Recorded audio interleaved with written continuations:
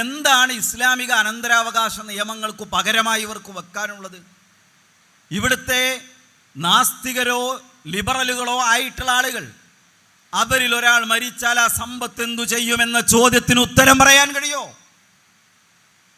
എന്താ പറയാ? മക്കൾ കൊടുക്കണം എന്ന് പറയാൻ പറ്റുമോ? മക്കൾ കൊടുക്കണം എന്ന് പറയാൻ പറ്റില്ല. കാരണം മക്കൾ 18 വയസ്സായാൽ അവർ സ്വതന്ത്രമായ വ്യക്തികളാണ്, ഞങ്ങളുമായിട്ട് ബന്ധമില്ല. പിന്നെന്തു ചെയ്യും? മാതാപിതാക്കൾ കൊടുക്കണം എന്ന് പറയാൻ പറ്റുമോ? എന്താ അവരുടെ നിലപാട്? മുട്ടത്തോടിൽ നിന്ന് കുഞ്ഞ് വിരിഞ്ഞ് പുറത്തു വന്നാൽ കുഞ്ഞിന് മുട്ടത്തോടുമായി എന്തു ബന്ധം എന്നതുപോലെ ഉമ്മാന്റെ ഗർഭപാത്രത്തിൽ നിന്ന് പുറത്തു വന്നാൽ പിന്നെ മാതാവുമായിട്ട് എന്തിനാ ബന്ധമെന്ന് ചോദിക്കുന്ന ഈ ആളുകൾക്ക് ഇതിലെന്ത് നിയമം പറയാനുള്ളത്? മാത്രമല്ല, ഈ ആളുകളൊക്കെ വളരെയധികം സപ്പോർട്ട് ചെയ്യുന്ന ഭയങ്കര സംഭവമായി പറയുന്ന രാജ്യങ്ങളുടെ അവസ്ഥ എന്താ? പല രാജ്യങ്ങളിലും ഇൻഹെറിറ്റൻസ് ടാക്സ് ഉണ്ട്. മരിച്ചുപോയ മനുഷ്യന്റെ സമ്പത്തിന്റെ വലിയൊരു ശതമാനം ഗവൺമെന്റിലേക്കാണ് പോവുക.